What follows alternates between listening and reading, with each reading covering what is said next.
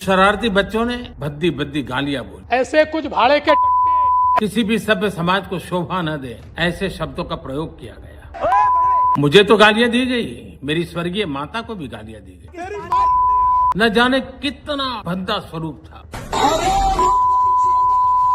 एक cultural shock है। क्या करते हो चूतिया करने का। लेकिन मैं आज बात करना चाहता हूं, हमारे गरीब देश में ये 50 करोड़ की गर्लफ्रेंड, 50 करोड़ की गर्लफ्रेंड, ये कांग्रेस की कौन सी विधवा थी जिसके खाते में रुपया जाता। दोस्तों सोचिए, जिस आदमी को उनकी पार्टी के नेता कभी सार्वजनिक रूप से माफी मांगने पर मजबूर नहीं करा पाए, वे अचानक माफ करने का पाठ पढ़ाने लगे हैं। इन बच्चों को गले लगा करके राह दिखाने का। तो सवाल तो बनता है ना दोस्तों, क्योंकि 75 साल बाद आखिरकार नरेंद्र मोदी जी को यह समझ में आ गया कि गाली देना गलत बात होती है। वह भाई वह देर से आए मगर दुरुस्त आए हैं। और बचपन में गलतियों से सुधरने का अवसर भी होता है। लेकिन दोस्तों, जब कोई इतने बड़े ओहदे पर बैठा व्यक्ति अचानक नैतिकता का पाठ पढ़ाने लगे तो हमें थोड़ा ठहर कर पूरी तस्वीर को देखना भी चाहिए। किसी भी सभ्य समाज को शोभा न दे। आइए हम लोग आज पूरी तस्वीर को देखते हैं, लेकिन उससे पहले हम आपसे रिक्वेस्ट करेंगे कि चैनल पे नए हैं तो वो सब्सक्राइब वाली बटन दबाइए और वीडियो को लाइक करके हमारी आवाज को और मजबूत करिए। हाय फ्रेंड्स, आज तो मन करता है बस आपसे ही बातें करूं। जंतर मंतर पर जो कुछ भी हुआ देश और दुनिया ने देखा। कुछ शरारती बच्चों ने भद्दी भद्दी गालियां बोली। किसी भी सभ्य समाज को शोभा न दे ऐसे शब्दों का प्रयोग किया गया। मुझे तो गालियां दी गई, मेरी स्वर्गीय माता को भी गालियां दी गई। न जाने कितना भद्दा स्वरूप था। दरअसल दोस्तों, यह मामला तब शुरू होता है जब जंतर मंतर पर प्रोटेस्ट कर रहे बच्चों ने प्रधानमंत्री और उनकी मां को गालियां दी। ऐसा खुद मोदी जी का कहना है और उन्होंने वीडियो बनाकर ऐलान किया कि वो इन बच्चों को माफ करना चाहते हैं। दोस्तों, सुनने में ये तो बहुत अच्छी बात लगती है ना, और यहाँ पर ये एक बड़कपन भी दिखाई देता है कि भैया ये तो प्रधानमंत्री हैं। लेकिन रुकिए, कहानी में एक ट्विस्ट यहाँ पर ये भी है और वो ट्विस्ट सुनकर आपका माथा टनक जाएगा। पहले मैं आपको साफ कर दूं, गाली देना एकदम गलत बात है, चाहे वो प्रधानमंत्री को दी जाए चाहे किसी और को दी जाए। दोस्तों, यहाँ पर मैं आपको एक और बात बता दूं, कोई भी भाषा जो अभद्र है वो अभद्र ही रहेगी, चाहे बोलने वाला किसी भी पार्टी का हो, किसी भी विचारधारा का हो। यह बात एक तरफ नहीं लागू होती है, यह बात दोनों तरफ लागू होती है। लेकिन असली सवाल यहाँ पर यह है, क्या यह माफ करने वाला बड़कपन सिर्फ तब जागा जब गाली प्रधानमंत्री को लगे? क्योंकि नैतिकता का पैमाना सत्ता के हिसाब से बदल जाता है। जरा दोस्तों याद कीजिए, इन्हीं बच्चों को बीजेपी नेता धर्मेंद्र प्रधान ने दहशतगर्द कहा, आतंकवादी की बी टीम कहा। किसी भी सभ्य समाज को शोभा न दे। एक संसद ने तो इन्हें भेड़िया तक कह डाला था। राजस्थान बीजेपी अध्यक्ष ने बच्चों को भेड़ के टट्टू बता दिया था। किसी भी सभ्य समाज को शोभा न दे। और सबसे चौंकाने वाली बात तो दोस्तों यहाँ पर यह है, इन मासूम बच्चों का कनेक्शन सीधे चीन और पाकिस्तान से जोड़ने की कोशिश हुई थी। किसी भी सभ्य समाज को शोभा न दे। बिना किसी सबूत के, सिर्फ इसलिए क्योंकि वो सरकार के खिलाफ सड़क पे उतरे थे। तब प्रधानमंत्री का दिल क्यों नहीं पसीजा था भाई? तब कोई वीडियो क्यों नहीं बनाया गया था भाई? तब किसी को गुमराह बच्चे कहकर गले लगाने की बात क्यों नहीं आई थी भाई? कि बचपन में गलतियां होती हैं। और दोस्तों, ये सिलसिला यहाँ पे नहीं रुकता है, बल्कि भाजपा सांसद कंगना रनावत ने प्रोटेस्ट करने वाले बेटियों को बदसूरत, ड्रग्स लेने वाली, बॉडी काउंट बढ़ाने वाली तक कह डाला था। किसी भी सभ्य समाज को शोभा न दे।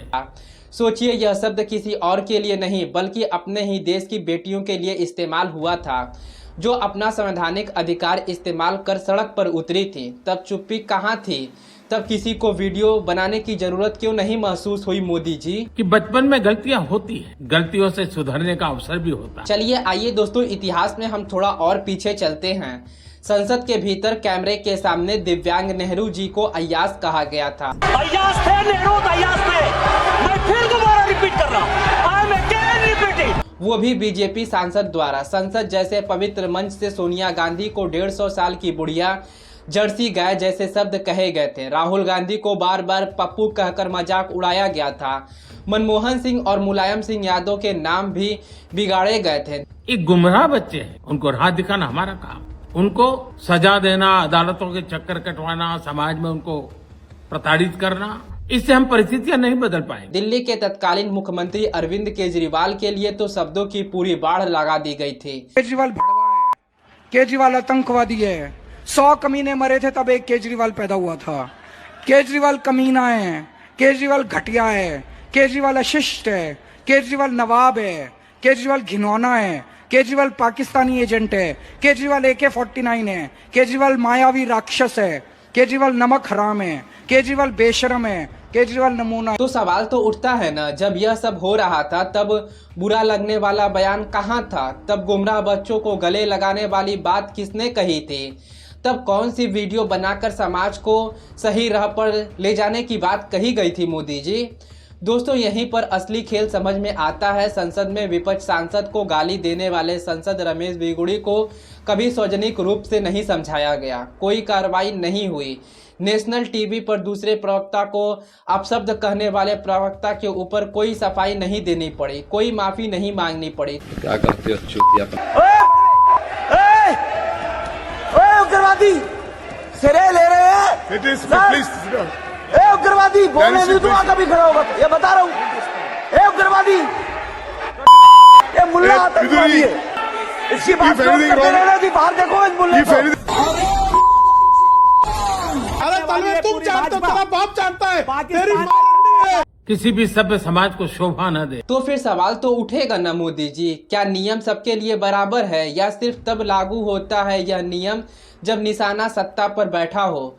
जब निशाना सत्ता के विपक्ष में बैठता है तो एकदम सही निशाना लगता है, तब उन्हें क्यों नहीं समझाया जाता है मोदी जी?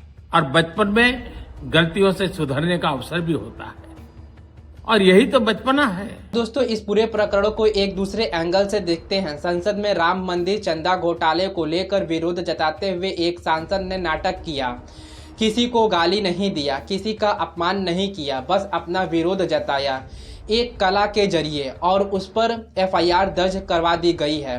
सनातन विरोधी का ठप्पा लग गया है। मीडिया में घंटों बहस चल रही है, लेकिन वहीं दूसरी तरफ धार्मिक प्रतिक्रिया का सार्वजनिक तमाशा बनना, उन्हें राजनीतिक रैलियों में इस्तेमाल करना, सड़कों पर नचवाना, वहां किसी को कोई आपत्ति नहीं होती है, कोई FIR नहीं होती है। यह दोहरा मापदंड नहीं है तो और क्या है? अब बात करते हैं दोस्तों हम उस वीडियो की जो पूरे विवाद की जड़ है। जब से न्यायपालिका से जुड़ा आंदोलन शुरू हुआ है, प्रधानमंत्री को वीडियो बनाने का जैसा एक नया शौक आ गया है। कानून बनेगा तो वीडियो बनेगा, कानून बन गया है तो वीडियो बनेगा, और जब बच्चों को नसीहत देने के लिए भी अब वीडियो बनेगा। इसी वीडियो में उन्होंने कहा, एक गुमराह बच्चे हैं, उनको राह दिखाना हमारा काम है। उनको सजा देना, अदालतों के चक्कर कटवाना, समाज में उनको प्रताड़ित करना, इससे हम परिस्थितियां नहीं बदल पाएंगे। मैं उन्हें माफ करना चाहता, समाज भी मेरी इस बात को स्वीकार करे, क्योंकि मेरे मन में एक ही भाव है। कभी कभी दांतों तले हमारी जीभ आ जाती है, खून निकल आता है, लेकिन हम दांत तोड़ते नहीं है, क्योंकि दांत भी हमारे हैं, जीभ भी हमारी है, बच्चे भी हमारे हैं, उन्हें राह दिखाना हमारा काम है। अब दोस्तों, यह बात सुनने में अच्छी लगती है, दिल को छू जाने वाली भी लगती है। किसी भी संवेदनशील नेता से यही उम्मीद भी होनी चाहिए। लेकिन दोस्तों, अच्छी बात सिर्फ कैमरे के सामने कहने से समाज नहीं बदलता है, उसके लिए अपने ही लोगों को उतना ही ईमानदारी से आईना भी दिखाना पड़ता है। उन लोगों को भी समझाना पड़ता है कि गलत को गलत है और सही को सही कहें। और यही नहीं दोस्तों, आम आदमी पार्टी के सांसद संजय सिंह ने इसी मुद्दे पर प्रधानमंत्री को एक भावुक चुनौती दे डाली है। उन्होंने हाथ जोड़कर विनती करते हुए कहा कि एक दिन उनका मोबाइल फ़ोन प्रधानमंत्री खुद अपने पास रख कर देखें।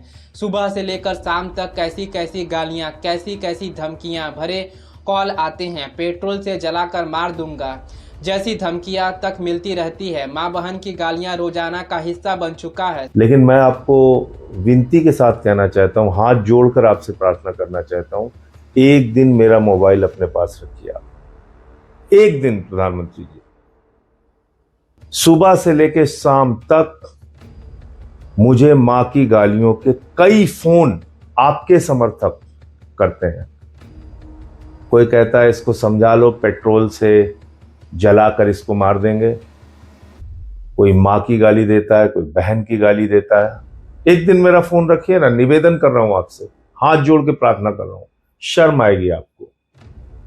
कैसा समाज आपने बनाया प्रधानमंत्री जी, पूरे देश की मानसिकता को आपने दूषित कर दिया। सवाल यहाँ पर यह है, ये माहौल आखिरकार किसने बनाया है? यह जहर समाज में कहां से आया है? दोस्तों, यहाँ सिर्फ यह गाली गलौज की बहस नहीं है, यह इस बात की बहस है कि जब बात अपनी पार्टी पर आती है तो अचानक संस्कार, संस्कृति और मर्यादा के भाषण शुरू हो जाते हैं, लेकिन जब वही भाषण दूसरों के लिए इस्तेमाल होते हैं तो चुप्पी सीधे साध ली जाती है या फिर उसे सामान्य बना दिया जाता है। यह रवैया समाज में भरोसा नहीं बल्कि गुस्सा को और बढ़ा देता है, ध्रुवीकरण को गहरा कर देता है। और इस पूरे किस्से का असली हीरो कौन है? वो जेनजी हैं, वो युवा पीढ़ी हैं, जिसने सिर्फ एक शांतिपूर्ण प्रदर्शन से एक अकड़ी हुई सरकार को झुकने पर मजबूर कर दिया था।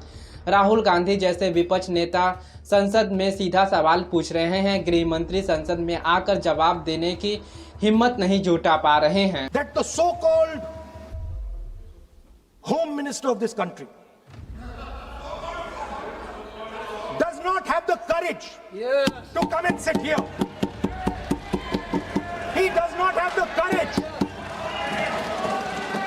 to come and sit here. Sir, please.